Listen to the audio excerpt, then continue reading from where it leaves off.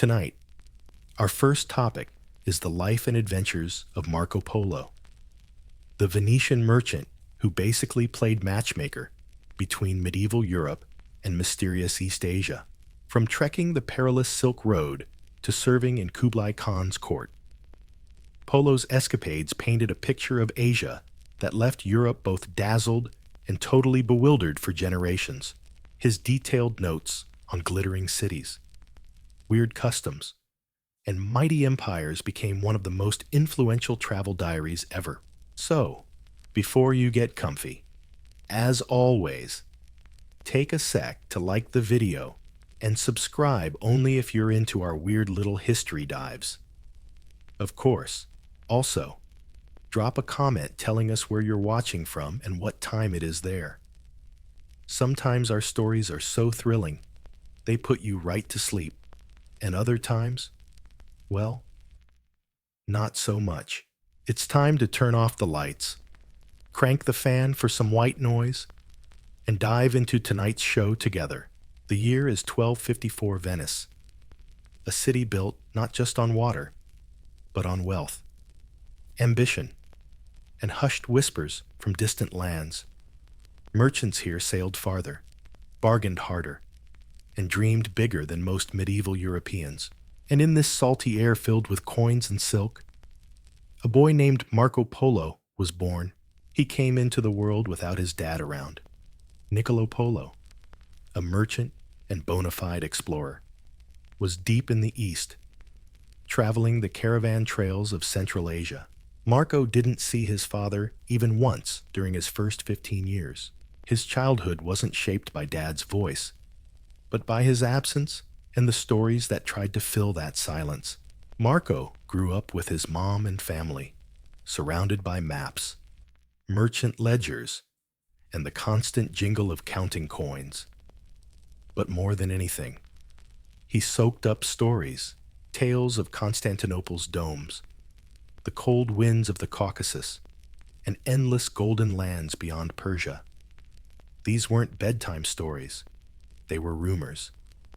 Rumors spread by sailors and spice traders returning home half believing their own tall tales. When Niccolo finally came back to Venice in 1269, Marco was a towering, curious teenager with bright eyes. Not only did he meet the father he'd never known, but also an uncle, Maffeo Polo, who'd crossed mountains, rivers, and empires alongside Niccolo. Their return wasn't just a family reunion. They brought a message from the most powerful man in the East, Kublai Khan, ruler of the Mongol Empire, and Khan had a bold request the Polos were to return to his court. This time, not alone, but with a representative from the Roman Church, and if possible, a promising young man. Marco, now about 17, was the chosen one. Not a warrior, not nobility, not even a properly trained diplomat, just smart, observant, and totally enchanted by the idea of setting foot where few Westerners had before. And so began a journey stretching over deserts, mountains, and legends. The Venetian boy was about to become a bridge between two worlds, and his name, Marco Polo, would echo for centuries. Marco Polo's journey into the unknown didn't start with fanfare, but with quiet determination. In 1271, Marco, his dad, Niccolo, and uncle Maffeo left Venice again. This time, fulfilling Kublai Khan's request, they carried letters from Pope Gregory to the great Mongol ruler in the East. Their route wasn't just a single road. It was part of the vast network called the Silk Road, a 1,000-thread artery linking Europe to Asia's mysteries. From the Mediterranean coast, they sailed to the Holy Land, then crossed Armenia and Persia, trekking through dry deserts and high plateaus where the air thinned and chilled. They slept under starry skies and woke to winds carrying strange scents of spices, camel sweat, and distant fires. Some days, they met hospitable local rulers. Other days, suspicious stares, bandits, or eerie silence in ghost town-like places ravaged by war or plague. Marco, just a teenager, proved he could keep up. He picked up languages fast, respected customs, and mentally noted down architecture, clothes, coins, and even superstitions where others saw hardship. He saw a living map unfolding before him, right before my eyes. Every stop was a piece in the grand design of the world. In Persia, the death of Ilan, the Mongol king, slowed their journey. The road ahead to China got even more dangerous. But the Polo family kept pushing forward, dead set on keeping their promise. They crossed Badakhshan, a far-off kingdom where Marco got sick and had to rest for months, then carried on through the treacherous Pamir Mountains, where snow still clung to jagged rocks even in summer. They crossed the vast Gobi Desert, a dusty hellscape full of deadly mirages, where sandstorms could bury a man alive and water was worth more than gold. Yet, they endured. 3.5 years after leaving Venice, the Polo family finally reached the court of Kublai Khan in what's now northern China. Around 1275, they stood at the gates of the biggest empire the world had ever seen. And Marco Polo, the unremarkable Venetian kid, was about to step into the inner circle of a ruler far more powerful than any European king. When Marco Polo entered Kublai Khan's court, he must have felt like he'd stepped into a completely different world. The Mongol Empire stretched from the Pacific Ocean to Eastern Europe, a vast land held together by power, strategy, and a deep curiosity about the wider world. Kublai Khan, Genghis Khan's grandson, wasn't just a warrior emperor. He was a city builder, a science patron, and obsessed with foreign knowledge.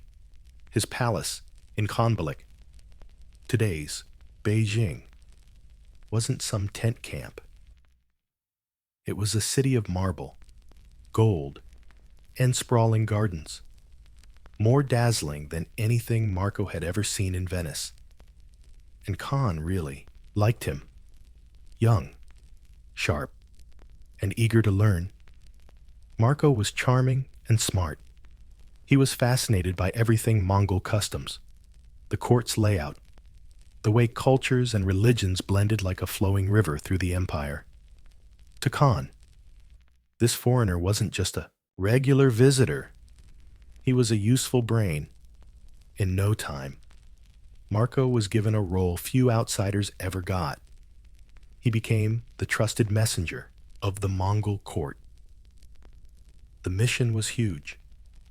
Kublai sent Marco to far-flung provinces to report on roads, crops, politics, and even rumors of trouble. These trips took Marco to lands no European had ever recorded before. From the jungles of Burma to the Tibetan plateaus, he witnessed wonders the West couldn't even dream of: paper money backed by imperial decree, coal for heating, cities lit by lanterns, and an organized courier system that delivered messages faster than anywhere in Europe. Marco wasn't just witnessing history, he was living it.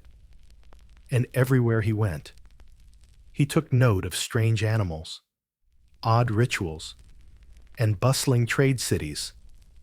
He remembered how Khan's subjects bowed, how justice was served, and how truly diverse this empire was.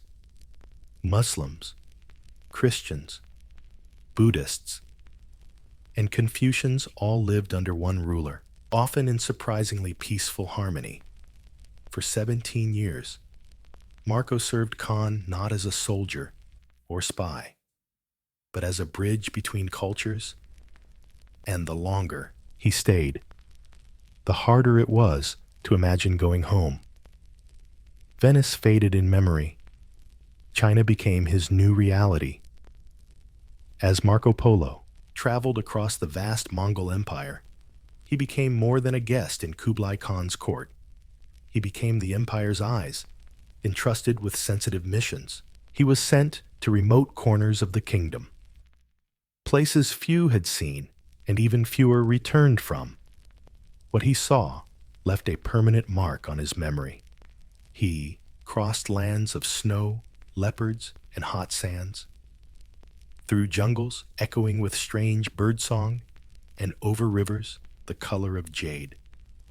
Some cities clung to cliffs that scraped the sky. Others sprawled like labyrinths across desert plains.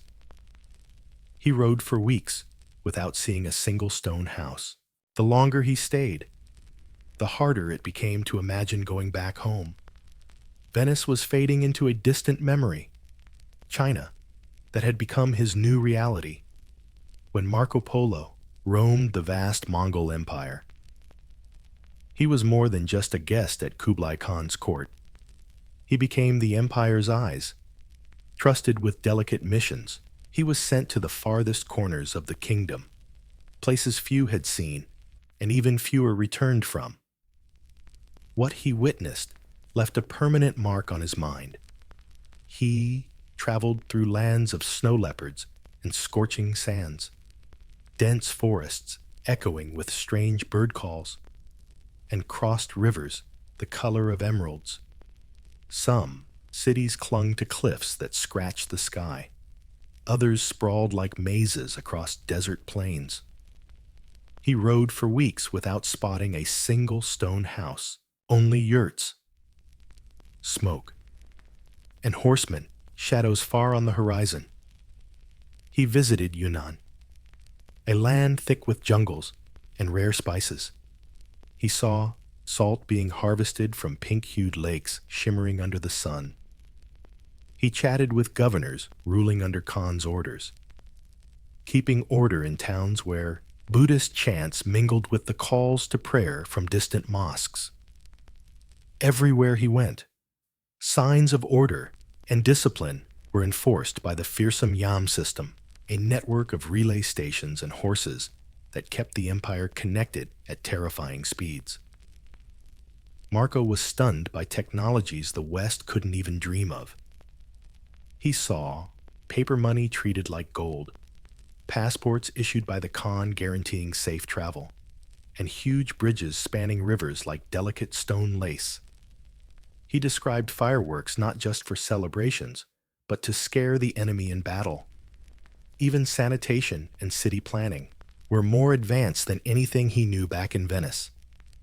But he also witnessed cruelty public punishments for thieves, brutal taxes on peasants, entire villages relocated for imperial projects. The greatness of the Mongol world came at a price, and Marco saw both its beauty and its burden. What amazed him most wasn't just the empire's scale. It was its diversity. No single religion ruled, no race dominated. Kublai ruled a mixed culture bound together by fear, respect, and promises of order.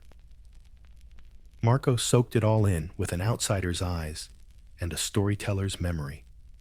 He didn't just pass through cities, he traveled through worlds. By now, Marco Polo wasn't just an outsider in the Mongol world. He'd become a familiar face, close to Kublai Khan, trusted, fluent in many languages, and endlessly curious. He'd achieved what few Westerners ever could: the personal confidence of an emperor ruling more people than any king in Europe. The great Khan trusted Marco not just as a messenger, but as an observer. He was sent to oversee tax inspections, gather intelligence on rebellions, and size up the morale of distant governors. Oddly, it was Marco's Venetian roots that made him valuable. He had no local alliances or tribal loyalties. He could be objective. Plus, the Khan trusted him, and Marco delivered. He ran the vast imperial bureaucracy with a mix of charm and sharp observation. He remembered everything: like how a riverside village trained fishing birds, how a remote temple kept its sacred texts on gold leaf scrolls, how a single fire signal could summon an entire cavalry regiment in hours. These details weren't trivia. They were threads in the fabric of an empire powered by information. Marco's Western looks made him a curiosity everywhere, especially to Chinese provincials who'd never seen a European before. But he never badmouthed anyone. He observed, listened, and learned. He respected local customs. That respect got him into places even other Mongols avoided.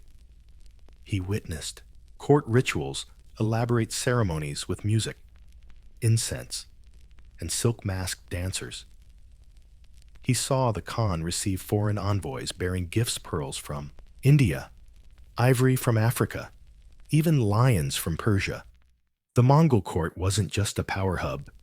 It was the heart of a global network where merchants, mystics, and spies mingled, all the while.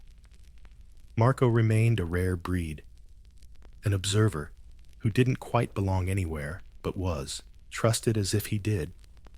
Yet, as years passed, one thought crept back more often. Venice his home, his people, his name. This kid came here, wide-eyed. Now, he was a man in his 30s, with Eastern looks, but a Western hunger inside. And finally, even Marco Polo had to ask, how long can a traveler stay before forgetting the way home after nearly 2 decades in the East? Marco Polo had become a Venetian not just in name, but in soul. He was a man of 2 worlds, trusted by the Mongol court, fluent in Asian dialects, and carrying memories no European could imagine. Yet Venice still lived in his heart like a distant dream. Eventually, the time to leave came in the early 1290s. Kublai Khan was aging, and the foreign lands. He became a man of 2 worlds, trusted by the Mongol court, fluent in Asian dialects, and carrying memories no European could even imagine. But Venice still lived in his heart like a distant dream. Eventually, the time to leave came in the early 1290s. Kublai Khan was aging, and the empire he once masterfully ruled was starting to crumble. Power struggles brewed between his heirs. Factions whispered behind silk curtains. The Khan, not wanting to lose one of his most loyal envoys, delayed Polo's departure several times. But fate stepped in. A Mongol princess was about to marry a Persian prince. A fragile political alliance needed a trustworthy escort. The overland route was way too dangerous. So Kublai allowed the Polo family to accompany her by sea. It was a rare chance, but risky too. Their departure was bittersweet. Marco had lived more than a normal life. The Polo clan went with her by sea. It was a rare opportunity, but full of risks. Their leaving was both sad and hopeful. Marco had lived more than just a normal life, along with a shot at going back to the place he still called home. The journey was brutal. Their fleet was packed with Persian nobles, Mongol officials, and servants, sailing south along China's coast, then west across the Indian Ocean. Storms wrecked their ships. Disease spread like wildfire in the cramped ship holds. When they reached Persia, hundreds had died, including the Persian groom set to marry the princess they were carefully escorting. Yet, the polo shirts survived. From Persia, they went overland again, through Armenia, Anatolia, and finally back to the Mediterranean world. More than 2 decades had passed since they left, and everything had changed. Venice was at war with Genoa, and the streets Marco remembered were full of soldiers, suspicion, and unfamiliar faces. They came back not as heroes, but as strangers. Their clothes screamed foreign. Their accents were weird, and even the stories they told sounded like fairy tales. But Marco still had one last job to write it all down. Marco Polo was home, but peace didn't last long. Venice, caught in a brutal naval war with Genoa, quickly drafted Marco. He'd survived deserts and dynasties. Now he was thrown into sea battles off Anatolia's coast, captured in 12 hymns.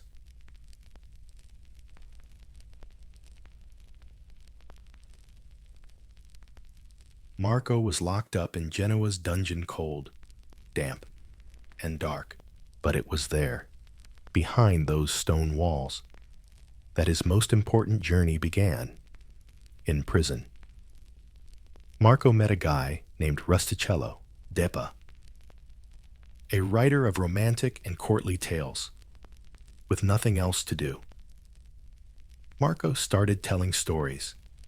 He told Rustichello everything about the Silk Road, Kublai Khan's court, snow leopards, paper money, black stones that burned like wood, coal, million-people cities, rituals, armies, spices, and customs so bizarre they sounded like fantasy. Rustichello wrote down every word, every story. It wasn't just a travel diary. It was a discovery. The book, known as Il Milione, or The Travels of Marco Polo, spread fast across Europe.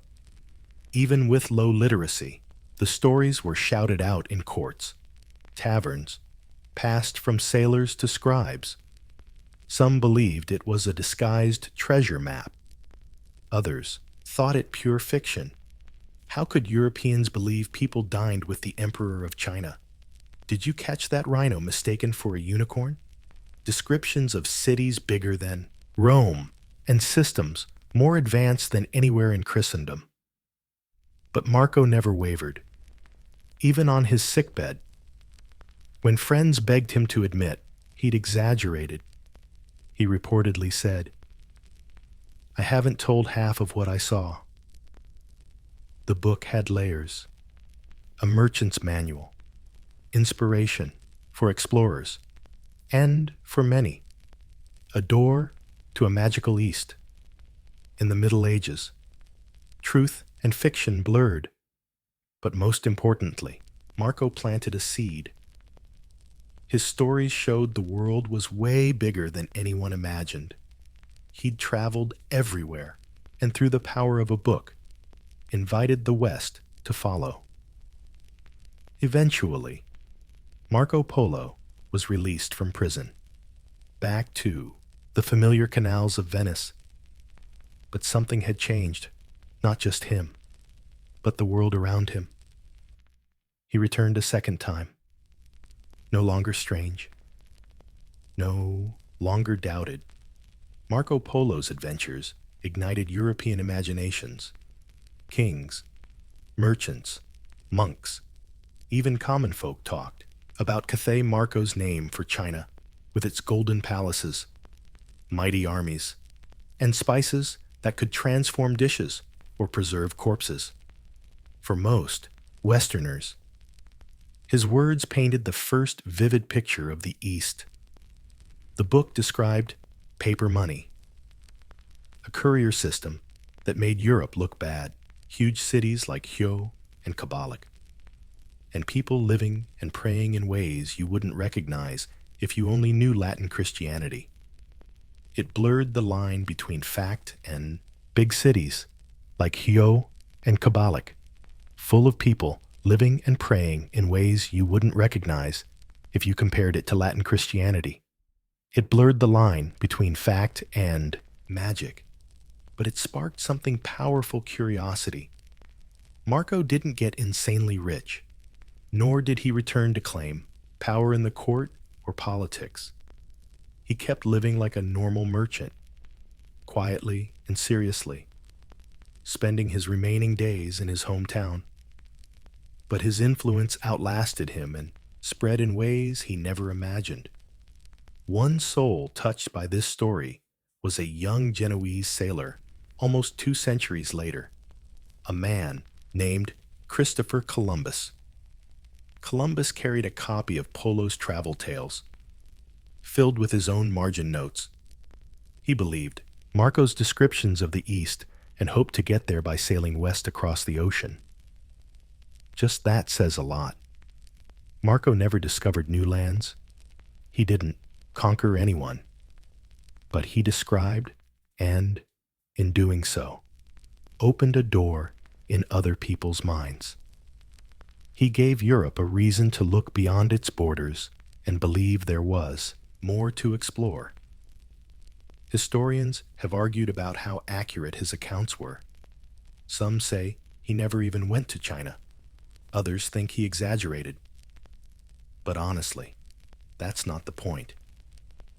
Marco Polo's real achievement wasn't the miles he traveled, but the horizon he opened for those who stayed behind. And for centuries after, whenever the West looked east, they looked through his eyes.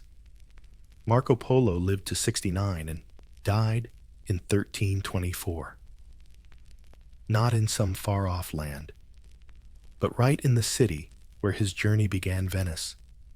The boy who once wandered died in 1324. Not in some far-off land, but right in the city where his journey began, Venice. The boy who once wandered through empires, deserts, and palace gates now rests not far from the lagoon he knew as a kid. But even in death, his story lives on. In his will, Marco left not just his wealth, but the weight of a life shaped by memories, silk, jade, and rare treasures from the East, silent proof that his tales weren't just tall stories. He also arranged charity donations and freed a Tatar servant who'd traveled with him for years. A final wave, goodbye to the world beyond Venice that shaped his soul. Yet even on his deathbed, people doubted him. His stories were just too long, and his adventures way too bizarre. So the man who once stood at the heart of the Mongol Empire, entrusted with the secrets of Asia's greatest ruler, died while many of his own still didn't buy his story. But time, as usual, flipped the script. For centuries after his death, Marco Polo's travels kept getting copied, translated, and retold. It became part travel diary, part legend, a bridge between medieval Europe's narrow worldview and the vast, complex East. Some treated it like a Bible, others called it pure fantasy. But almost everyone felt something stir inside, the feeling that the world was way bigger than they'd been told. Today, historians still argue over his story, what he saw, what he exaggerated, what he misunderstood. But whether he was always spot on or sometimes clueless doesn't really matter. Because Marco Polo did something few dare to do. He connected worlds not by conquest or crusades, but through curiosity, observation, and storytelling. He left no throne, no invention, no army, just a book. But that book inspired explorers, writers, philosophers, and poets. People read it in candlelit monasteries and on ships drifting west, crossing uncharted seas. Long after his footsteps faded on sand and snow, his voice echoed on, telling us all that wonders lie just beyond the horizon. Oh, and way before perfume was a luxury, it was a prayer. In ancient Egypt, scent wasn't just a nice treat, it was sacred. The word perfume comes from Latin, meaning through smoke. A pretty fitting origin, since it all started with smoke spiraling up to the heavens in holy rituals. For the Egyptians, scent wasn't just about feeling good. It was divine language. Temples all over the Nile Valley were thick with the aroma of resin, frankincense, and kai-fi, burning a complex mix of pine resin, honey, wine, and aromatic herbs. Priests offered these scents to the gods as a form of communication. The rising smoke symbolized souls ascending a message sent from earth to heaven. Perfume was woven into every layer of spiritual and royal life. The dead were embalmed with scented oils, their tombs stocked with perfume jars to keep their fragrance alive. In the afterlife, sweet smells meant purity, closeness to the divine. Even ordinary folks believed pleasant scents could ward off evil spirits. Then came royal realms. Pharaohs anointed themselves with sacred oils before ceremonies and battles. Fragrance became power. The higher the rank, the more elaborate and expensive the perfume. Alabaster jars held oils scented with cinnamon, cardamom, and lotus, priceless ingredients imported from far-off lands. Perhaps the most iconic example is Cleopatra. Legend says she was a master of scent. She soaked the sails of her royal ship in rose perfume so the wind would carry her fragrance down the river before she arrived. She used scent not just to attract, but as a weapon, a way to control perception, to flex her power before she even showed up. Even in death, the importance of scent lingered. When Tutankhamun's tomb was opened in 1922, archaeologists reported faint perfume still lingering after $3,000 years. In Egypt, scent wasn't just about beauty. It was belief. It was memory. It was the thread connecting humans to the eternal, invisible but undeniable world. And as other civilizations rose, they inherited this ancient knowledge and carried perfume through deserts, mountains, and time. As ancient Egypt faded from memory, the fragrant torch passed east to the lands of spices, silk, and sacred rituals. In Mesopotamia, among Sumerian temples and ziggurats, perfume still served as a bridge between the mortal world and the divine. Clay tablets dating back over 4,000 years ago, they already knew how to make fragrant oils from cedarwood, myrrh, and cypress. These oils were smeared on statues of gods, rubbed on priests' bodies, and sealed in urns of ashes. Even ancient kings wanted to smell divine further east. In the lush lands of the Indus Valley and ancient India, the bond between scent and spirits got even deeper. Vedic texts rave about sandalwood's aroma as a key part of sacred worship. Temples were basically soaked in the smell of sandalwood powder and garlands. The very air was part of the prayer. Here, perfume wasn't just ritual stuff. It was about love, marriage, and everyday life. India became one of the first cultures to really specialize in making resin, distilling flowers into oils, often using sandalwood as the base. To this day, traditional attars are crafted by artisans sticking to time-tested methods, letting jasmine, rose, or vetiver scents slowly seep into the oil drop by patient drop over a low flame. In Persia, the love for gardens blossomed into a love for perfume. Kings like Cyrus and Darius grew roses and violets around themselves, not just for the look, but for the smell. The Persian word for rose, gul, snuck its way into every corner of culture, from poetry to medicine. Their palaces were designed to carry scents on the breeze, and fragrance was a mark of sophistication and refinement. China also embraced perfume, but with a subtler touch. There, it was tied to balance, inner harmony, and scholarly contemplation. Scrolls were scented. Inkstones and robes got a light whiff of wood or cinnamon bark. Perfume wasn't overpowering. It was meditation, a gentle, peaceful breath, not a bold statement. Across this region, perfume was evolving fast, no longer just offerings to gods or masks for the dead. It became a living art, a science, a graceful gesture, from temple smoke to floral oils. Scent quietly stamped civilization's mark.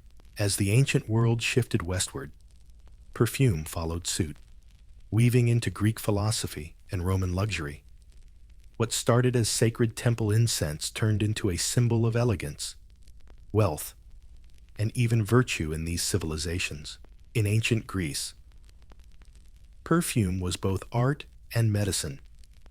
Docs like Hippocrates prescribed scented baths and oils to cure mental and physical ailments. Philosopher Theophrastus wrote loads about plant properties and scents' emotional power. He believed perfume could lift spirits, sharpen minds, and soothe sadness. Scents were also part of grooming and daily rituals. Greek athletes rubbed aromatic oils on before and after competitions. Women doused their hair and clothes with iris, margarine oil, and rose, but moderation was key. Too much perfume, especially on men, smelled vain, or worse, morally weak. For Greeks, fragrance had to be balanced like everything else in life. The Romans, however, went all in on perfume. By the Empire days, it was a high-class luxury symbol. The rich drenched their banquet halls in rosewater. Servants sprinkled scented snow from the ceilings at parties. Emperors like Nero supposedly blew big bucks importing Arabian myrrh and Indian sandalwood. Cleopatra's famously dramatic rose-scented entrances inspired similar theatrics in Roman society. Perfume wasn't just used, it was displayed. Glass bottles were crafted to hold precious oils, and perfumers became respected artists. Roman baths had entire rooms dedicated to perfume, and public spaces often smelled like spices and flowers. But behind the glam was tension. Ethical thinkers like Seneca and Pliny the Elder warned perfume weakened willpower and virtue. When Christianity started rooting in late Rome, suspicion deepened. The church saw perfume as luxury and worldly temptation, better off ditched. Lots of talk about plants and the emotional superpowers of scent. He believed perfume could lift your spirits, sharpen your mind, and soothe sadness. Fragrance also played a role in grooming and daily rituals. Greek athletes rubbed scented oils on themselves before and after competitions. Women doused their hair and clothes with iris oil. Margarine grease, yeah, really. And rose. Still, people expected moderation. Too much perfume, especially on men, was seen as vanity or, worse, moral weakness. For the Greeks, scent had to be balanced, just like everything else in life. But the Romans, oh, they loved their perfume. By the Roman Empire, perfume was the ultimate luxury status symbol. The rich drenched their banquet halls in rosewater. Servants showered fragrant snow from ceilings at parties.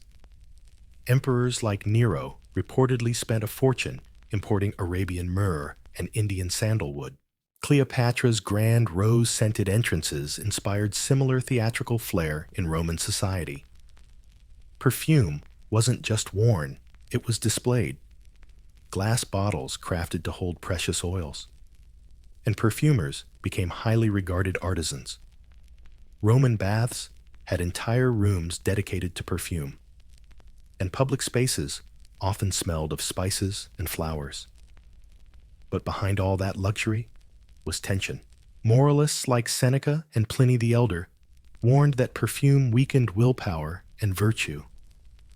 When Christianity took root at the end of the Roman era, suspicion deepened. The church saw perfume as a worldly luxury, a temptation best abandoned. And as Rome fell, so did the West's love for perfume. Baths went silent, water jars ran dry, and once vibrant scent rituals faded into quiet. But the story wasn't over yet.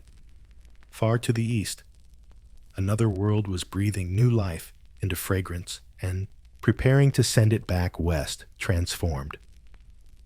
While the West turned its back on perfume as a sinful indulgence, the East, especially, fell silent. But the story wasn't over yet. Far to the east, another world was breathing new life into the art of fragrance and getting ready to send it back westward, changed. While the Western world turned its nose up at perfume, calling it a frivolous luxury, the East especially, the Islamic world, turned it into a refined science and a sacred tradition. From the 7th century onward, the rise of Islam brought with it a deep respect for cleanliness, beauty, and scent. The Prophet Muhammad himself spoke fondly of fragrances, saying they were one of his favorite things on this earth. He encouraged wearing perfume before prayers and in everyday life. Using perfume wasn't just a luxury, it was a statement of faith. In this rich cultural environment, perfume soared to new heights. Cities like Baghdad, Damascus, and Cairo became hubs of innovation. Perfume makers, called attarines, experimented with distillation and botanical alchemy. They extracted oils from flowers, wood, spices, and resins with much more advanced methods than anything Europe had back then. A standout figure was Ibn Sina, known in the West as Avicenna. This Persian polymath revolutionized perfume by inventing steam distillation, making it way easier to extract flower essences, especially rose. His discovery changed the game. It allowed perfumers to isolate purer, more sophisticated scents that lasted longer. Arab merchants spread these refined fragrances worldwide. Incense from Southeast Asia, musk from Tibet, amber from the sea. Glass bottles filled with precious oils traveled trade routes from India to Spain, leaving fragrant trails and new cultural customs everywhere. In the Islamic world, perfume wasn't just a personal pleasure, it was woven into public life. Mosques were scented before prayers. Homes welcomed guests with fragrant hands, and rooms decorated with bakur, smoldering scraps of oud wood. Even Quran pages sometimes got a spritz of perfume, a symbolic gesture of reverence. While Europe linked perfume to decadence and decline, the Islamic world elevated it to something spiritual, artistic, and essential. And when the Crusades and trade routes reconnected East and West through all the ups and downs, the perfume knowledge preserved by Islamic makers quietly made its comeback stronger, with a Europe ready to fall for fragrance again. When perfume returned to medieval Europe, it wasn't about luxury or romance anymore. It came wrapped in anxiety.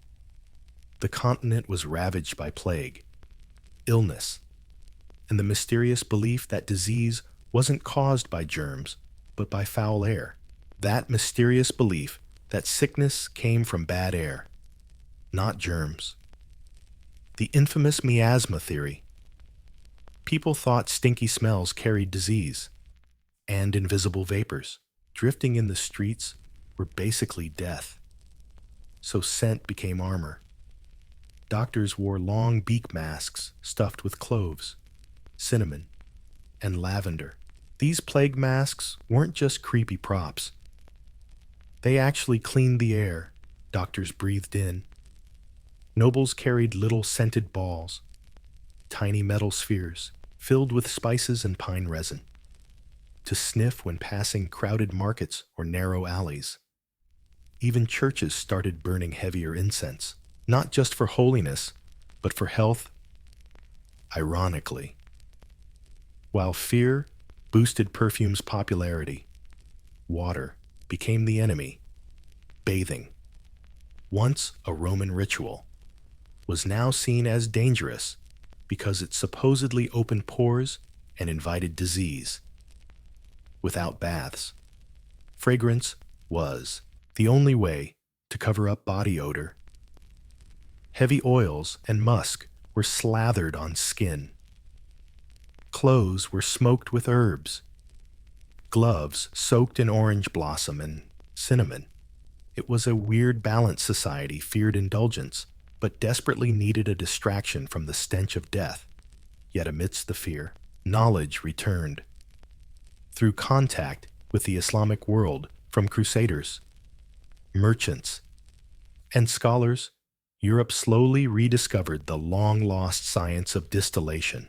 Alchemists in Spain and Italy began experimenting with rose, lavender, and rosemary. Monasteries, long the keepers of herbal lore, started recording recipes. One of the earliest known alcohol-based perfumes came from 14th century Hungary. Hungarian water, a mix of rosemary and spirits, supposedly used by Queen Elizabeth of Hungary to restore youth and beauty. Perfume was back in business, but this time, no more essential oils. They switched to lighter, fresher alcohols. Still, the real revolution hadn't kicked off yet. In a small southern French town, a new perfume hub was quietly brewing. Someone was about to turn scent from superstition into sophistication and make it fashion. Europe was ready to take a deep breath again. By the 16th century, the perfume spotlight shifted again, this time to France, and in the heart of the city was a place free from sewage stink and disease, smelling instead of jasmine, roses, and blooming orange trees. That city was Grasse, nestled deep in the hills of Provence. Grasse was first known for leather tanning, a surprisingly charming craft. But when Catherine de' Medici, Queen of France from Italy, arrived, she brought with her a love for perfume. She even hired a personal perfumer to scent her gloves and mask the smell of leather. This trend caught on fast. Soon, Grasse shifted from leather to lavender fields. Sun-soaked meadows around the city became the cradle of modern perfume. Rose petals were picked at dawn. Jasmine was hand-picked at night when the scent was at its strongest. Orange blossoms and violets were distilled into fragrant essential oils. What started as a practical solution turned into a national obsession. As the French court grew more extravagant, so did the demand for perfume.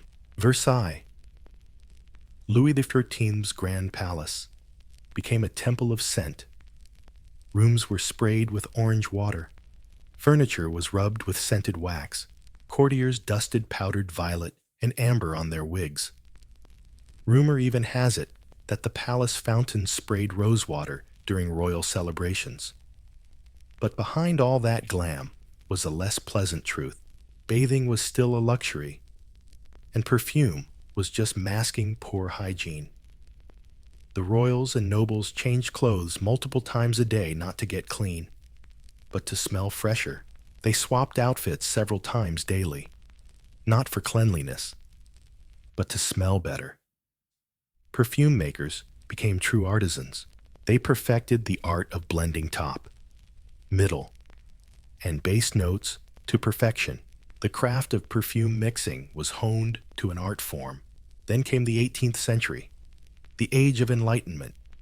Science and chemistry advanced, dragging perfume along for the ride. Alcohol-based scents became more stable. Glass bottles got sleeker. Perfume shops popped up all over Paris, offering exclusive scents for the stylish elite. Perfume stopped being a disease mask or a whisper to the gods. It became luxury, identity, a silent language spoken through memory and skin. And as France led the world in perfume, the industry was ready to step into the modern age more personal, powerful, and emotionally deep. The 19th century kicked off with rapid change. Industrial revolutions transformed cities. New social classes emerged. Art, fashion, and tech collided. In this chaos, perfume entered a new chapter. No longer just for clergy, kings, or courtiers. It was for everyone. For the first time, perfume became intensely personal. Scientific breakthroughs isolated scent molecules and recreated natural smells. Chemists discovered synthetic compounds like coumarin, the sweet smell of freshly cut hay, and vanillin, the warm scent of vanilla. Suddenly, perfume wasn't totally dependent on nature anymore. It could be invented. This revolution didn't destroy the art, it expanded it. Perfumers became composers, crafting top notes that danced lightly, heart notes that lingered, and bass notes that clung long after first impressions faded, lasting long.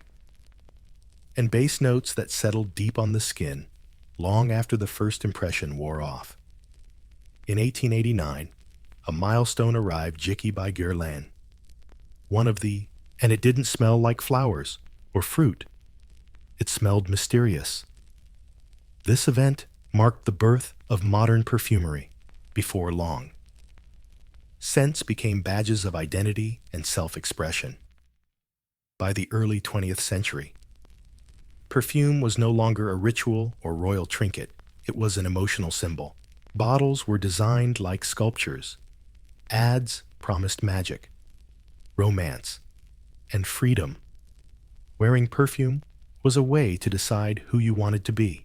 Then in 1921, another revolution hit. Chanel No. 5, created by perfumer Ernest Beau and fashion icon Coco Chanel. It broke all the rules. No rose or violet scents. It smelled clean, modern, and abstract. Chanel wanted a fragrance like a woman, not a flower. And the world listened. No. 5 became the symbol of elegance women used to declare their independence. Perfume ditched temple smoke and sacred oils. Now it's wrapped in cellophane, sold in department stores, worn to dinner, dancing, and daydreaming. It turned into invisible fashion, a mood, a memory in a bottle.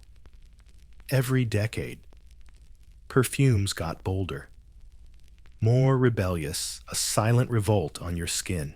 The 20th century brought both glamour and devastation. And perfume, tied to the world's mood swings, evolved with every historical twist. During the World Wars, raw materials for making perfume got scarce. Jasmine fields were left to rot. Trade routes collapsed. Perfumers, like everyone else, had to adapt. Some switched to synthetic substitutes. Others rationed ingredients, creating lighter, simpler scents.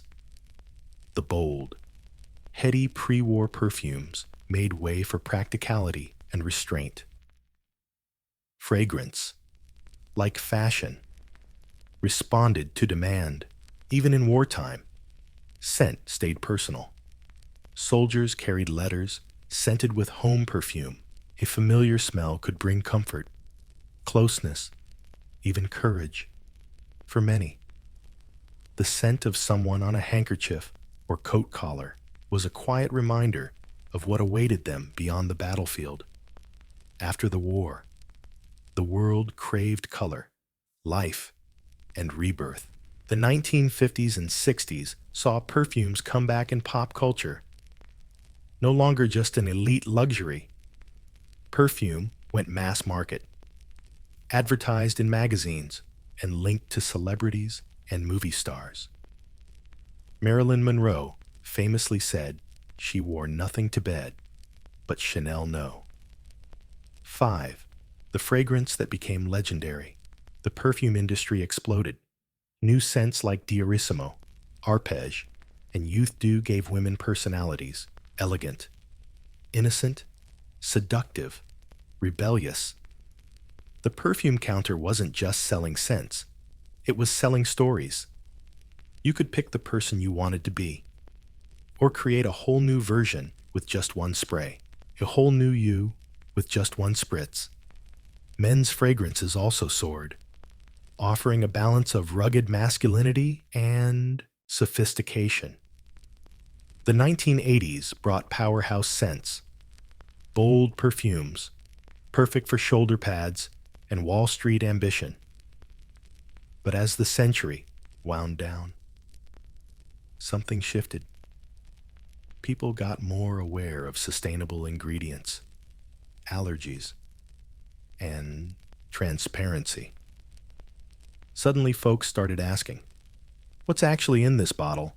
Demand for natural, ethical, handmade perfumes took off.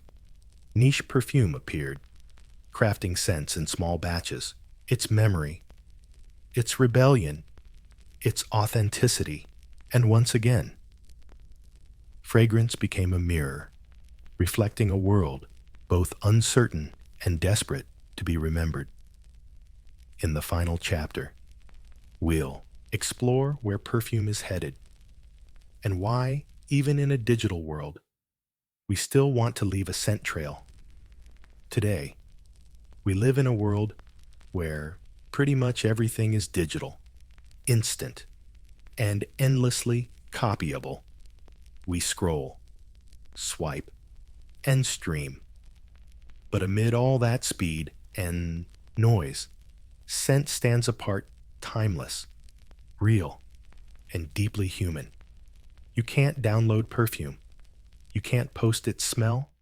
You have to wear it, feel it, and let it linger. Maybe that's why, despite centuries of change, perfume still matters. Recently, the perfume world stepped into a new era, the era of self-reflection, creativity, and innovation. Specialized perfumers are thriving, offering rare scents that often break convention, with their own stories instead of chasing trends. Forget just florals and musks.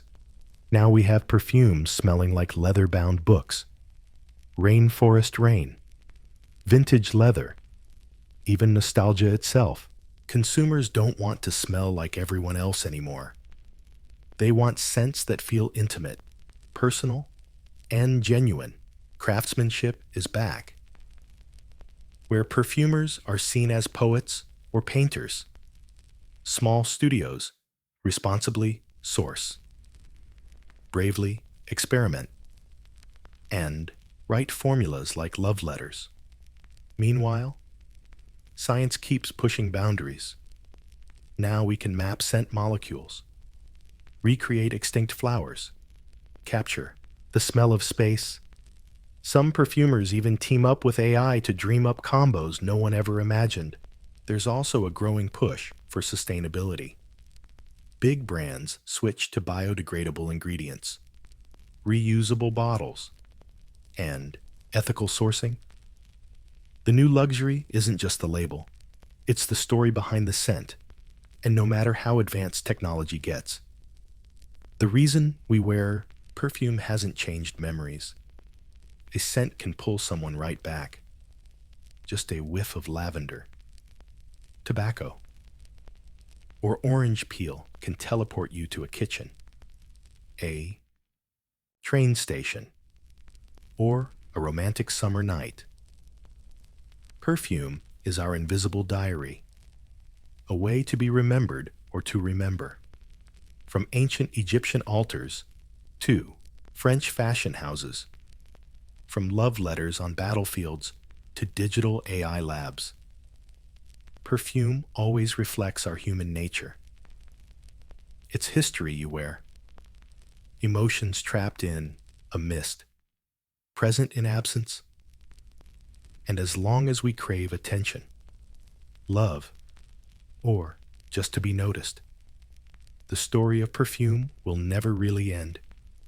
It'll just drift beyond the senses, waiting for someone to breathe it in. As the 1500s rolled to a close, Italy buzzed with transformation. The Renaissance sparked a passion for the ancient world, not just statues and philosophy, but myths, theater, and music. Painters captured sacred moments in human form. Architects restored Roman geometric balance. But musicians, they were hunting for something deeper. They asked a weird question. What did ancient Greek plays sound like? Not an academic question, more like a spiritual one. Late Renaissance thinkers believed Sophocles and Euripides' plays weren't just told, they were sung. Back then, music and speech were one and the same. Maybe rediscovering that unity could birth something fresh.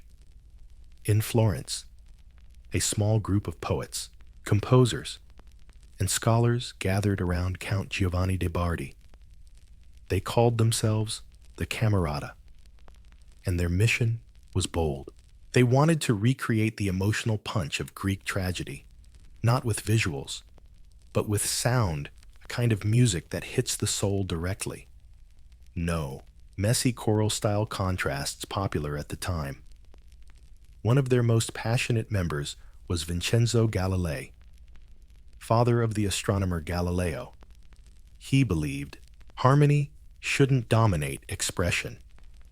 That music must follow speech, rise and fall with the rhythm of thought and feeling.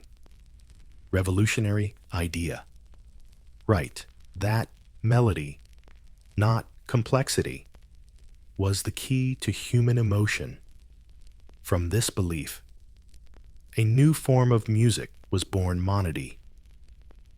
A single melody sung by one voice, backed by a simple instrument, not opera yet, but totally new. An unfiltered voice telling a story, not just with words, but with feeling. Early experiments were humble palace performances, private gatherings, myth-based plays designed not to overwhelm, but to stir. Slowly, something remarkable took shape. This wasn't church music or madrigals for fancy parties. This was drama about living humans. A new art form was emerging, not just sound, not just story, but both fused into something ancient yet brand new. Opera wasn't named yet, but it was breathing its first breath. The Florentine Camerata, a quiet crew of scholars, poets, and musicians, never meant to create a whole new genre. They saw themselves as sound archaeologists, trying to resurrect a lost tradition, but in chasing ancient truths, they accidentally made something timeless.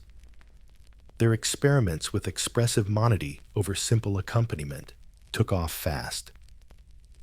They started blending recited poetry and melody, creating works that shifted between speech and song, letting characters express emotion not just with words, but with natural pitch changes mimicking speech. The result? The early opera beat, the heartbeat of early opera. In 1597, composer Jacopo Peri premiered Daphne.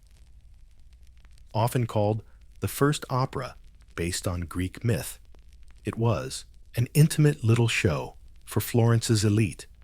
Only fragments survive today. But it marked a turning point for the first time. Music led the whole drama, not just adding flavor, but telling the story itself. Peri followed up with Eurydice in 1600, composed for the wedding for the first time. Music took the lead in an entire play, not just adding flair, but actually telling the story. Peri went on to compose Eurydice in 1600. It was written for the wedding of Maria de' Medici and King Henry IV of France. This is the earliest complete opera that still survives. Crude by today's standards? Sure. But this piece had all the essentials: sung dialogue, arias, choruses, and instrumental backing. It was both a ritual and a revolution, the sound of a new tradition forming live. Another key player appeared, Giulio Caccini. He published a collection called Le Nuove Musique, featuring solo songs written in a monodic style. His works were more lyrical, more ornate, bringing monody closer to what would become the operatic realm, a moment for the voice to linger, soar, and express the inexpressible. The earliest operas, not exactly blockbuster productions, no giant orchestras, no fancy stages, just cozy chamber plays, intimate performances designed to stir the emotions of the upper-class audience. But even in their humble form, they showed opera's potential as an emotional powerhouse. Music could now cry, beg, celebrate, and mourn through the human voice. The Camerata wanted to revive the ancient world, but what they actually created was something totally modern, a new mix where art, music, poetry, and acting collide. Opera finally stepped into the spotlight. While Jacopo Peri and Giulio Caccini laid the groundwork, Claudio Monteverdi was the guy who turned it into real art. Born in Cremona in 1567, Monteverdi was the bridge between two eras, Renaissance and Baroque. He was formally trained in the complexities of madrigal, understood harmony, counterpoint, and the expressive power of the human voice. But more than that, he had an amazing knack for showing emotion. If Peri was building the house, Monteverdi was breathing life into it. In 1607, he premiered L'Orfeo in Mantua, telling the myth of Orpheus, the brave musician who travels to the underworld to find his love Eurydice. The story wasn't new. Plenty of people had set it to music before, but Monteverdi's version, totally different league. This wasn't just a random string of scenes. It was a full-on dramatic experience.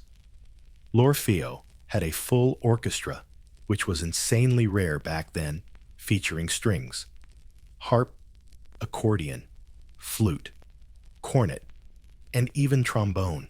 The play kicks off with a lively toccata, followed by an overture that promises to guide the audience through a roller coaster of emotions.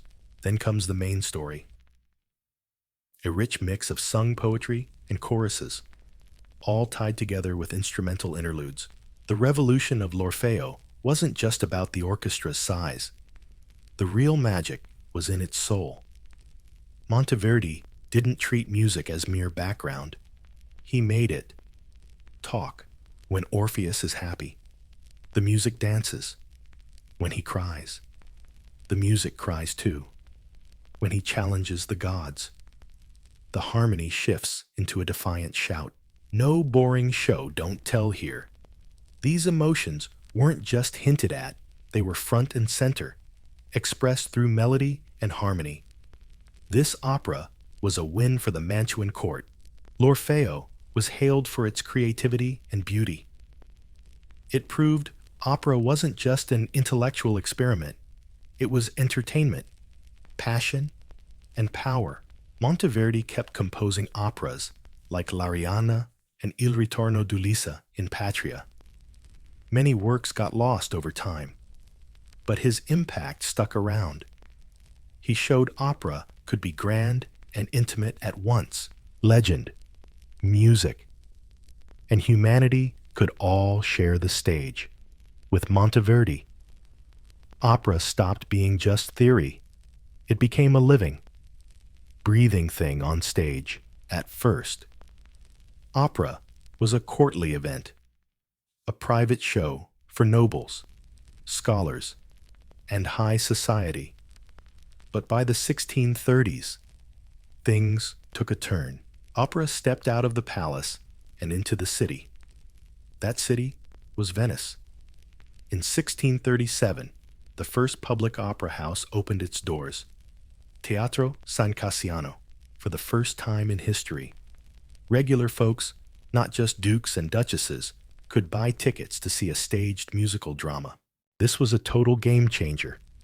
Opera, born in scholarly salons and noble palaces, became mass entertainment. Venice was the perfect place for this shift. A city built on trade, mystery, and spectacle.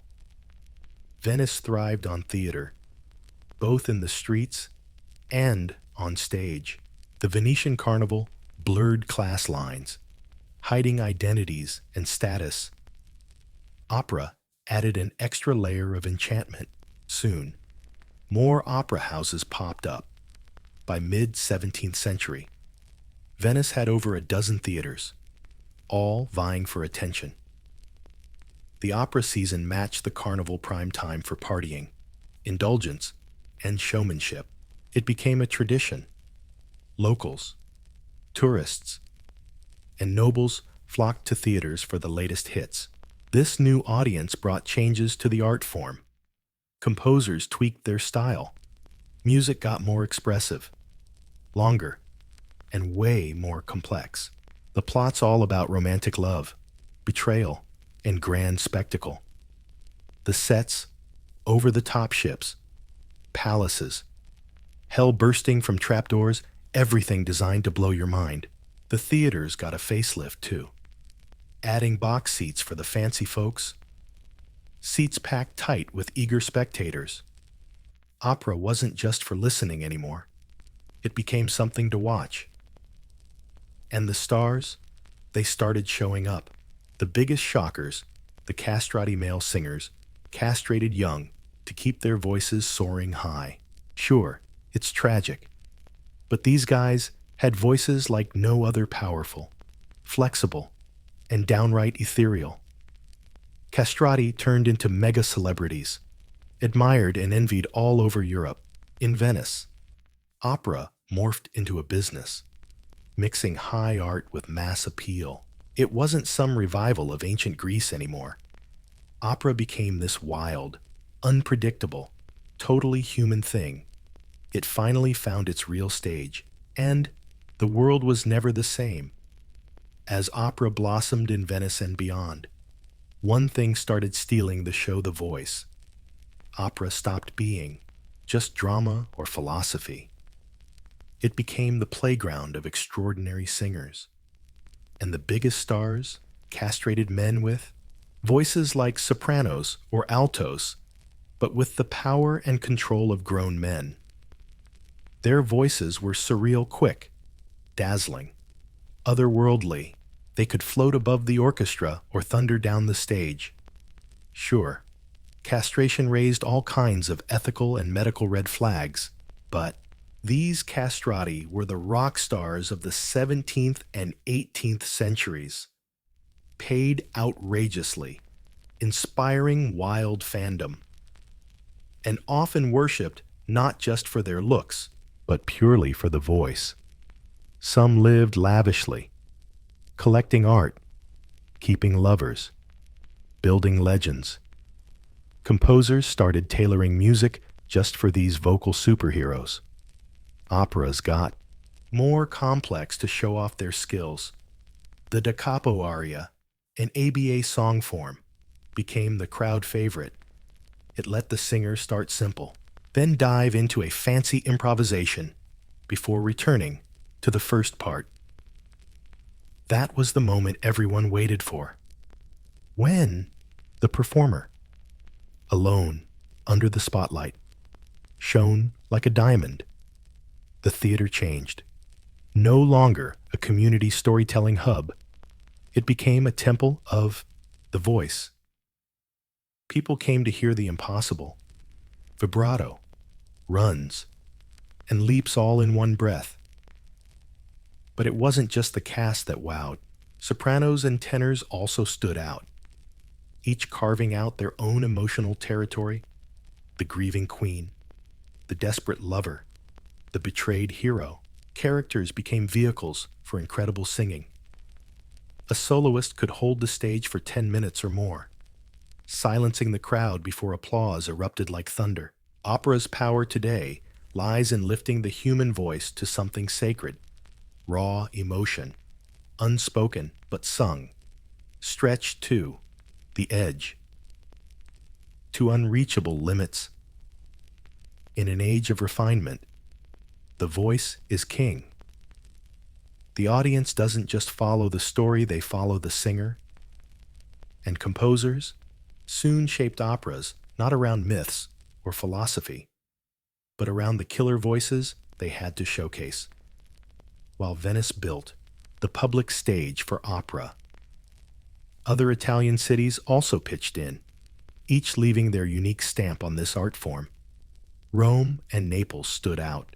In Rome, opera took a different shape. The Papal States imposed stricter limits on public shows. But that didn't stop creativity. It just shifted gears.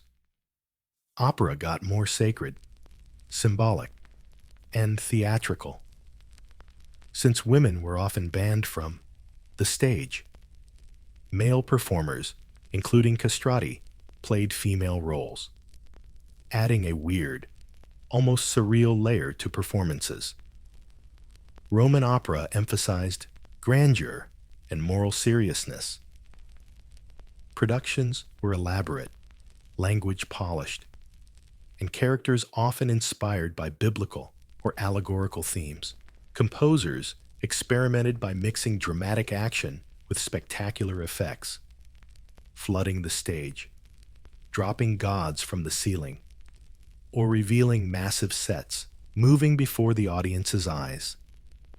Here, opera felt like a sacred illusion, a blend of reverence and entertainment designed to impress both spirit and art. Then came Naples, where opera found both technical brilliance and emotional power. Naples became a music hub in the late 1600s, with famous conservatories and patronage from the Spanish Bourbon court. The school churned out some of Europe's best composers, singers, and teachers. Here, opera, the serious kind really, took shape. Operas focused on noble characters from ancient myths or heroic tales. The plays followed strict rules, with 3 acts alternating between recitative and arias, with clear moral themes about justice, sacrifice, and virtue. But within these rules, Naples encouraged wearing your heart on your sleeve and perfecting that dramatic flair. This is a city of feelings, where operas often spotlight gut-wrenching misery or soaring personal triumph.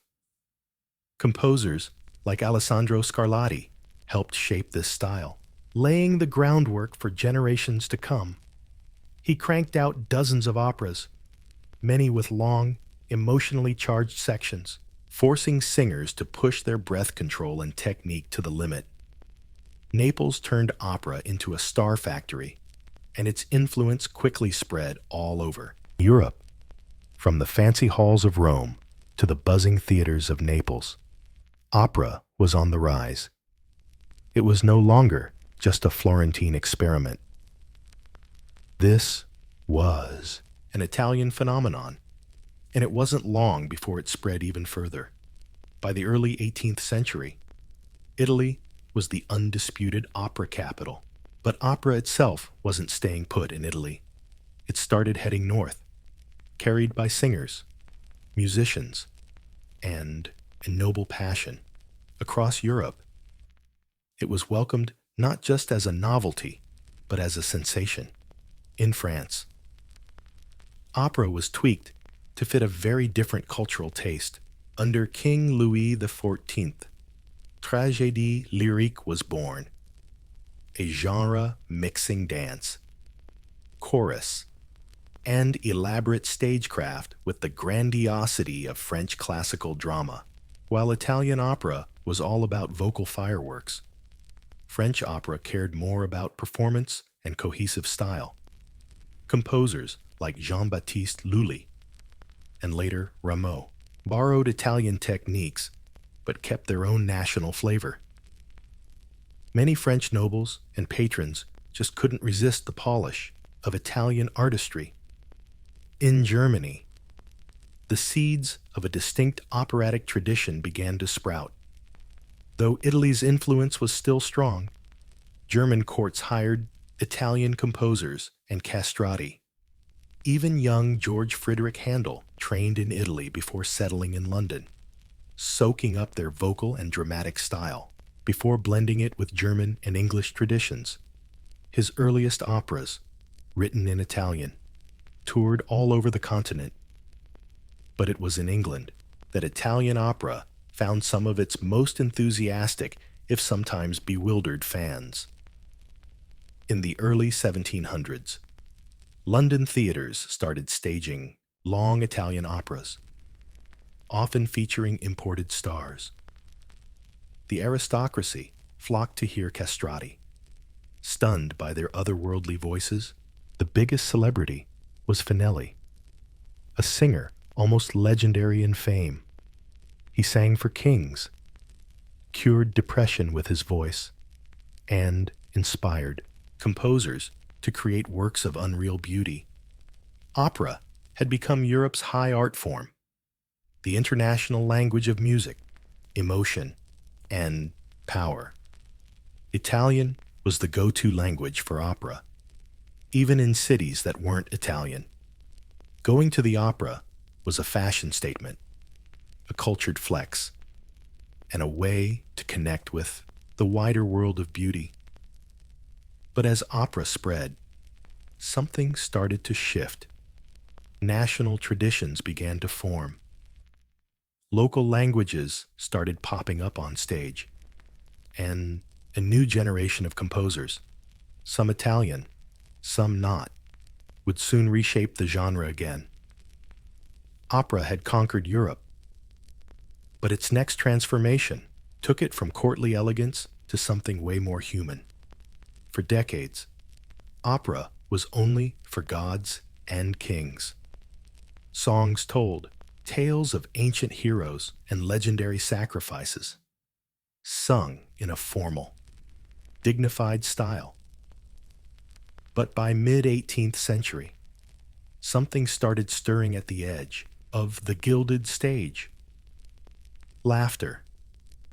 Along with it came a new kind of opera buffa, literally comic opera. Born in Naples, it quickly spread across Italy and beyond. It ditched the stiff formality of opera seria for something way more relatable: lively plots, everyday characters, and sharp satire. These operas featured sly servants, foolish old men, jealous lovers, and mistaken identities. They mocked vanity, greed, and the upper crust instead of gods. They focused on people you might actually bump into on the street. The music evolved too. No more endless da capo repeats or lofty arias. Instead, ensembles flooded the stage. Characters sang over each other, interrupted, and reacted in real time. Faster rhythms, sharper comic timing, and brighter orchestration. Laughter became part of the musical language. One of the first standout works, that's La Serva Padrona, from 1733, by Giovanni Battista Pergolesi. A short intermezzo that somehow blew up all over Europe. The cast just 3 characters: a clever maid, a clumsy master, and a mute servant, and it turned a simple family drama into a juicy commentary on gender, class, and control. The success of pieces like La Serva Padrona showed audiences were craving something a bit more relatable. Stories with heart and humor straight out of everyday life. Opera buffa wasn't just for kicks, it reshaped the whole opera world. It influenced composers across Europe, even the ones who fancied themselves a bit more serious. Eventually, Mozart took these ideas, sprinkled some genius on top, and gave us masterpieces like The Marriage of Figaro and Don Giovanni, blending sharp wit with deep human insight. But it all started in Italy, with savvy maids, scheming barbers, and hopeless romantics. Opera found a new voice, not just sacred, but down to earth, not just solemn, but mischievous. And by doing that, it flung the doors wide open for laughter, drama, and real life to hit the big stage. By the late 18th century, opera had become one of Europe's most powerful art forms. And at the heart of it all, Italy. From Florence to Venice, Naples to Rome. Italy wasn't just where opera was born, it shaped it, matured it, and spread its influence to every major cultural capital. Opera grew from the quiet philosophical experiments of the Camerata into a vibrant tapestry of voice, music, emotion, and spectacle. And while it kept evolving, breaking its own rules, its roots remained firmly planted in Italian soil. As the 19th century approached, opera was gearing up for another makeover, diving deeper into emotional realism, nationalism, and complex characters. Giants like Rossini, Donizetti, and later Verdi and Puccini pushed opera into a new realm where music and drama became inseparable forces driving toward catharsis. But that future was built on what came before. Opera's birth wasn't a single aha moment, but a chain of discoveries. It was the belief that music could elevate language, that singing could convey personality, that myths, comedy, love, and pain could be lived out loud, and above all, that art could invite audiences to feel deeply, vividly, and sometimes unbearably. Italy gave the world a stage where gods could fall in love, peasants could outwit princes, and silence could be filled with soaring sound. To this day, the mark of early Italian opera remains modern stages. Musicals, orchestral compositions all owe a nod to this legacy. Monteverdi's neighborhoods, the acoustic tricks of opera houses, the architecture of Venetian theaters, they still echo in our ears if we know how to listen. At its core, opera is humanity's way of expressing what words alone can't. And centuries ago, Italy was the first place this language found its voice. From the whispered legends of Florence to the applause in Venice and the laughter in Naples, opera was born not from perfection, but from passion. The stage was set, the curtain rose, and the whole world began to sing. Back before 1200 BCE, the Eastern Mediterranean was booming like never before. This was the late Bronze Age peak, when mighty empires popped up all along the coasts, mountains, and river valleys of the ancient world. And they weren't alone. They were connected out west. The Mycenaeans ruled from fortified palaces across mainland Greece. Up north, The Hittite Empire controlled vast lands of Anatolia from their capital at Hadassa along the eastern coast. Bustling Canaanite cities traded goods and ideas with all the sea travelers. Down south, the mighty new kingdom of Egypt reigned, with massive temples and legendary pharaohs. And far to the east, the Babylonians and Assyrians watched with wary eyes. These were not isolated cultures. They spoke many languages and worshipped many gods, but they still depended on each other. Ships crossed seas carrying copper from Cyprus and tin from Afghanistan. These two metals were crucial for making bronze, the stuff that defined this era. Luxuries sailed the trade routes: ivory, lapis lazuli, and other precious stones. Lapis lazuli, gold, linen, perfume, and horse-drawn carriages. Wheat fed the cities. Letters exchanged between kings weren't hostile threats, but polite diplomatic hellos, sometimes even affectionate. These texts were written in Adian, the royal international language of choice. They called each other brother. In many ways, this was the first era of globalization, a fancy international system for sharing resources, trading, and diplomacy. Power wasn't just about muscle, it was about balance. But the more complex the system, the more fragile it gets. When one weak link falters, the others start to strain. When trade stalls, cities take the hit, alliances break down, enemies pounce, and when disaster strikes, be it natural calamities, famine, war, or civil unrest, the whole system starts to crack. Around 1200 BCE, those cracks turned into full-on breaks, then total collapse. In just a few decades, nearly every major palace in the eastern Mediterranean was destroyed or abandoned. Writing vanished, populations plummeted, trade routes snapped, literacy faded away. A world that seemed eternal, with kings, scribes, gods, and piles of gold, crumbled in silence. The Bronze Age didn't end with a final battle. It ended with a mystery still echoing today.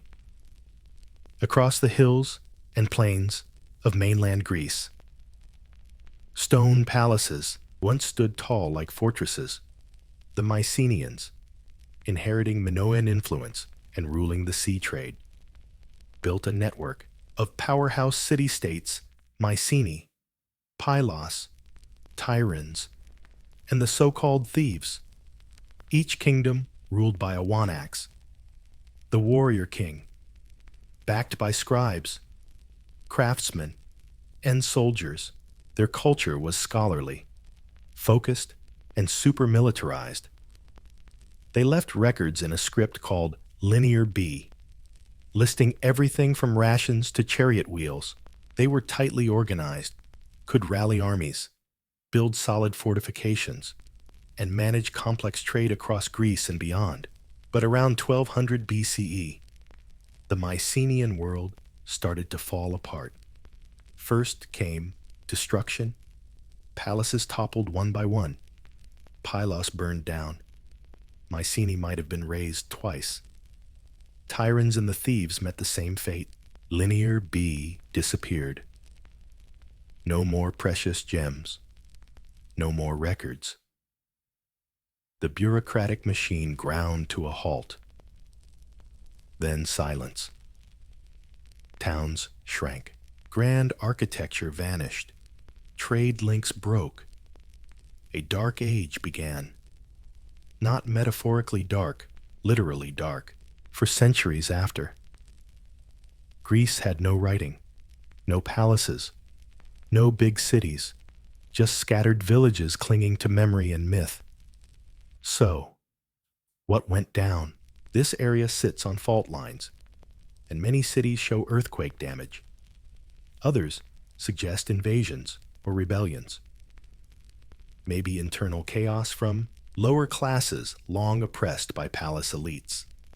Some talk about famine from climate change or drought weakening populations and triggering chaos.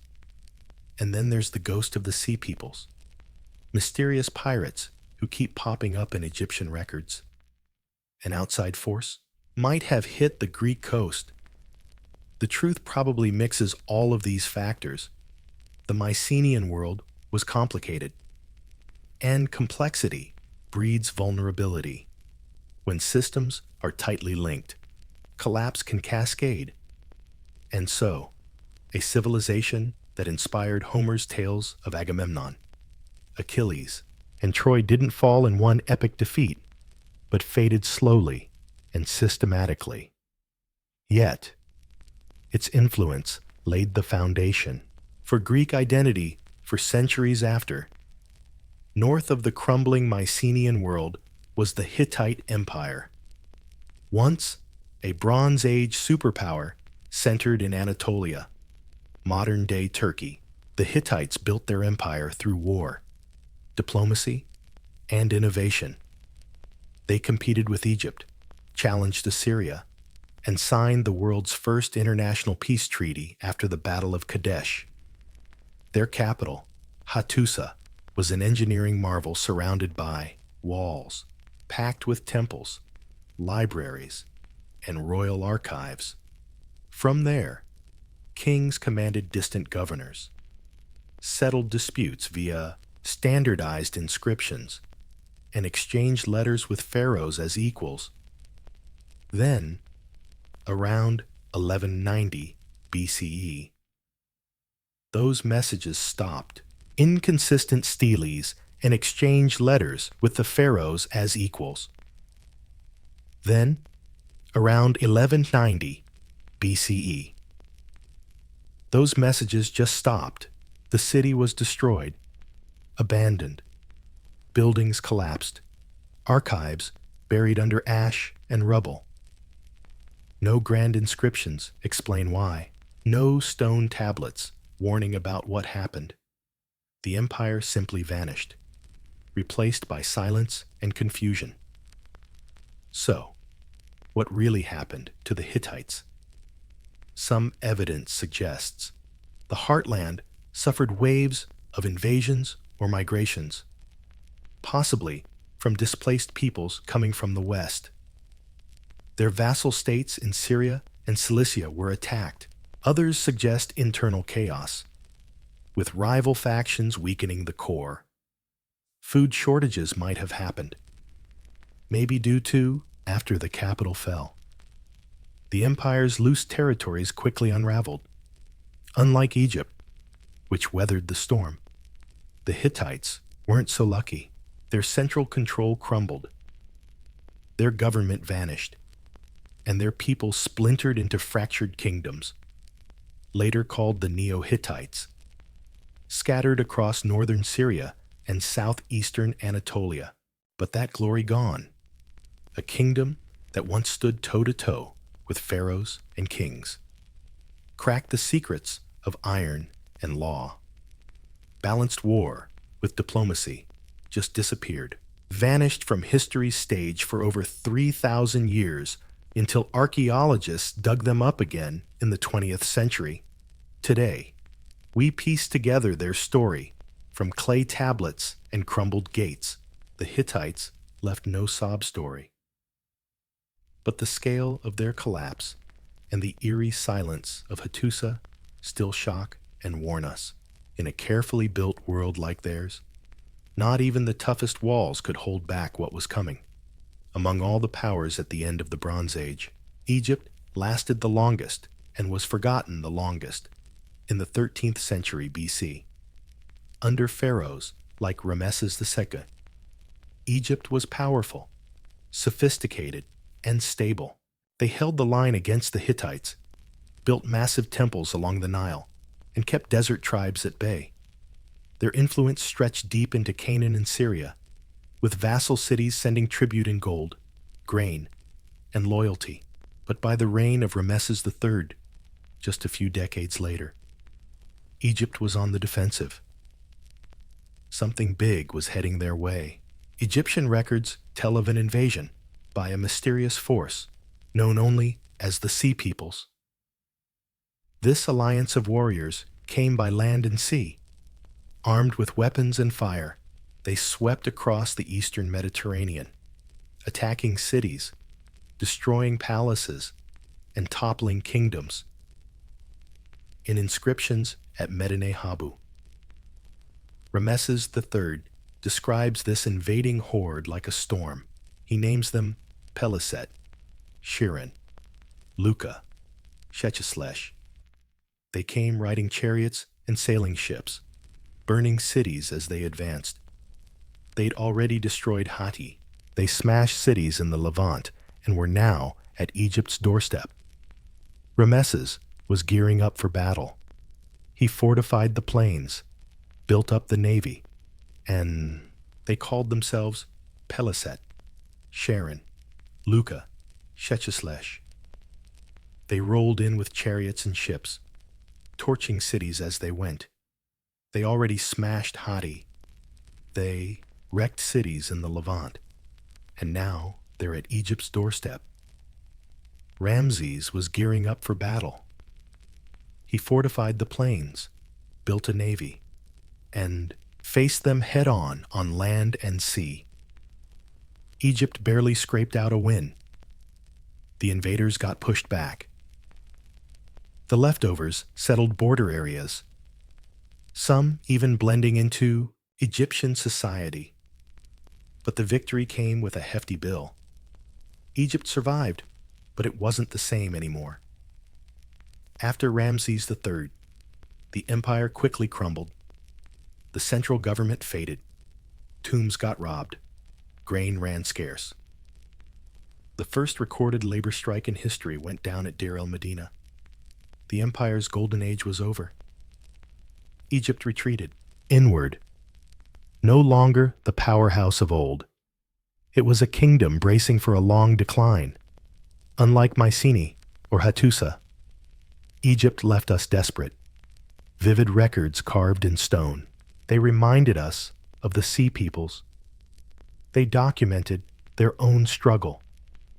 Though Egypt didn't totally collapse, it was scarred by that fall.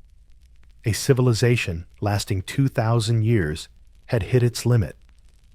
Not even the Nile could stop the storm.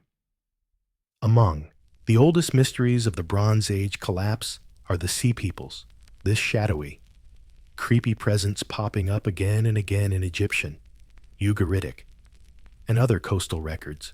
They were never just one tribe or nation, but a roaming alliance across land and sea, leaving chaos in their wake. But who were they Egyptians? List names: Peliset, Sharon, Shilesh, Dinian. Jeker groups still debated by scholars today. Some tie them to Anatolia, the Aegean, or the Balkans. Others think they were migrants fleeing famine, drought, or war, forced south to find food and land. Around the 1200s BC, many cities along the eastern Mediterranean coast burned down. The once mighty city of Ugarit in today's Syria was destroyed. The last letters, the clay tablets buried in rubble, plead for help as enemies closed in. But help never came. These attackers used chariots and ships, showing they were organized and well-armed. Some scholars believe they were mercenaries hired by great powers who then turned traitor. Others say they were part of a mass migration. Whole communities on the move, warriors, families, animals, all driven by desperation. Egypt fought and survived by a miracle. But the Sea Peoples left destruction wherever they went.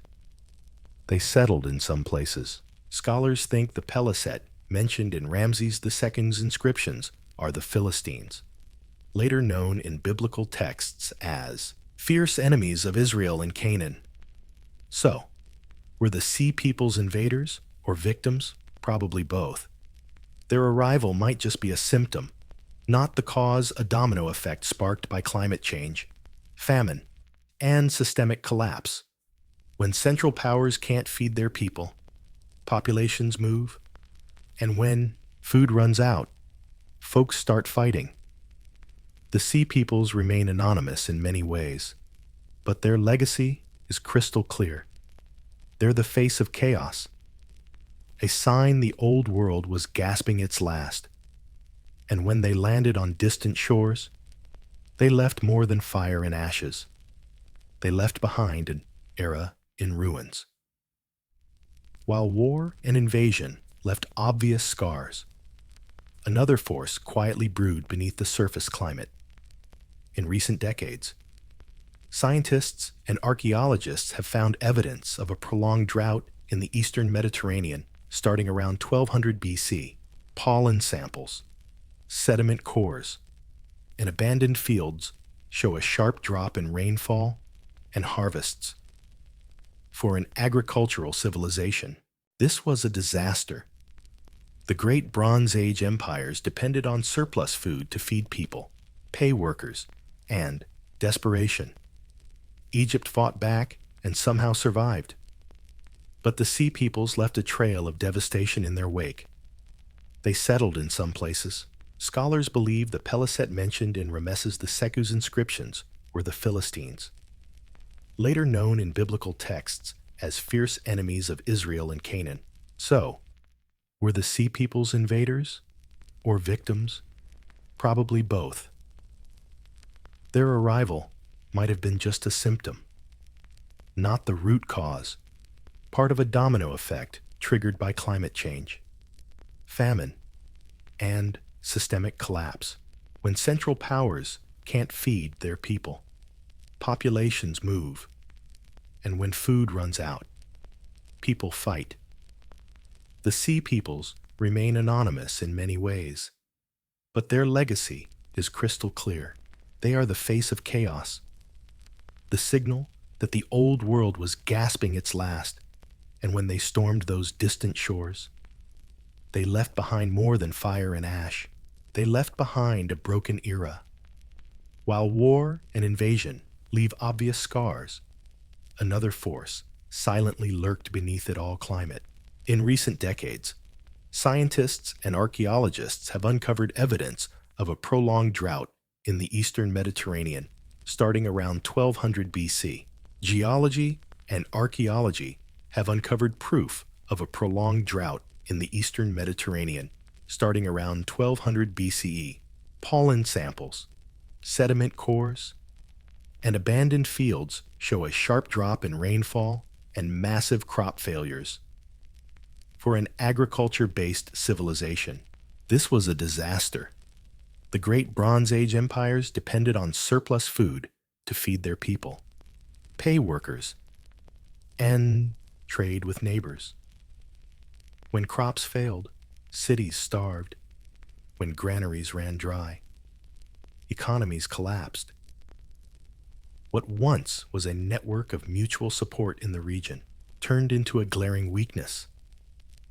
Letters from Ugarit, found in the city's ruins, tell of delayed or withheld grain shipments.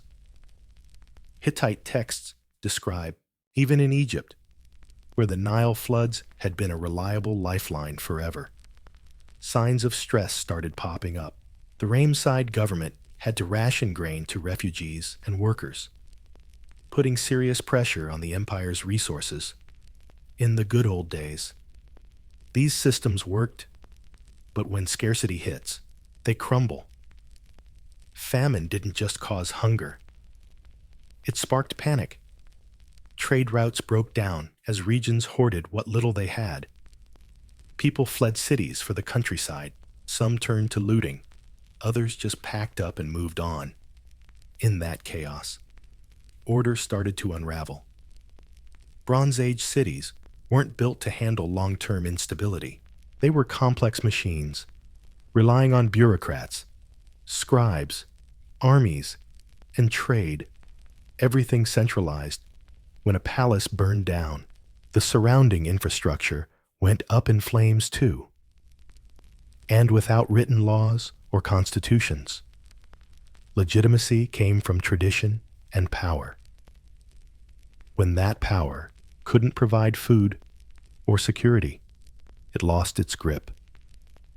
Climate might not have been the only cause, but it was the catalyst that weakened the foundation enough for other pressures to topple the whole thing. During the Bronze Age collapse, no enemy stood right at the gate. There were plenty of storms, and one of the fiercest storms came from the sky. When the rain stopped, the world started falling apart. In the grand palaces of the Bronze Age, writing was power. It was how kings issued orders, counted grain, and sealed treaties. From the Hittite unity steles to the Mycenaean linear B tablets in Greece, writing held empires together. It wasn't for the masses. It was for the elite managers, scribes, record keepers. But when palaces fell, their archives went up in smoke too. Around 1200 BCE, the entire writing system vanished. In Greece, linear B disappeared. The knowledge of how to read it was lost for centuries. Ugaritic, the unified script of a major Syrian port city, stopped being used after that city's destruction. Even in Anatolia, Hittite administrative texts suddenly halted. The silence wasn't just political. Literally, this wasn't just a loss of language. It was a collapse of memory. Without writing, history couldn't be recorded, taxes couldn't be collected, laws couldn't be enforced. A once highly organized, literate society became oral, informal, and fragmented.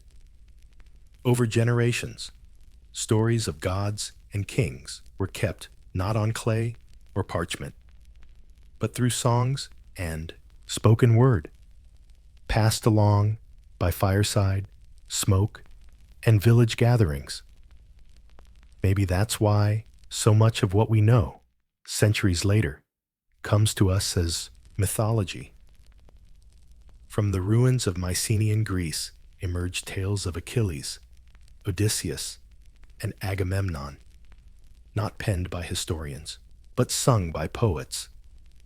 The Iliad and Odyssey, written centuries later, might carry faint echoes of a world whose records turned to rubble. And so, the Dark Ages began not because knowledge was deliberately destroyed, but because the scribes vanished. No palace, no archives, no surplus, no need for inventory, no king, no one calling the shots. This wasn't just a political collapse, it was a cultural disaster. A civilization that once wrote across thousands of miles forgot its own writing. It took centuries for writing to return to Greece, long before writing was reborn, and long after the Bronze Age was buried under layers of ash, myth, and time. One of the most haunting aspects of the Bronze Age collapse was the disappearance of writing. Civilizations that once recorded every detail, every grain shipment, every treaty, every prayer to the gods went silent. In the centuries before the collapse, writing thrived. The Hittites used scripts to communicate across their empire. Ugarit developed its own alphabet. The Mycenaeans wrote in Linear B, a script palace scribes used to track resources, labor, and offerings. Egyptians, of course, carved. They carved their history in stone, but also kept detailed records on papyrus. But when the palaces fell, so did the scribes. Linear B vanished along with the Mycenaeans. Not a single stone tablet was written in Greece for hundreds of years after the country collapsed. The cuneiform script showed up only after common diplomatic writing outside Assyria and Babylon disappeared. Ugaritic script, one of the earliest alphabets known, vanished when cities burned. In Egypt, literacy dropped as centralized control faded. This wasn't just cultural loss, it was collective amnesia. Writing was the Bronze Age world's way of remembering itself. It preserved laws, rituals, lineages, and treaties. Without it, stories weren't shared with ink and clay anymore, but by word of mouth, which is way easier to forget, twist, or turn into legend. For example, in Greece, history turned into myth. Names like Agamemnon, Achilles, and Odysseus survived not on tablets, but through songs. It took centuries for the alphabet to come back, and for epic tales like the Iliad and Odyssey to finally get written down. The fall of writing meant the fall of coordination.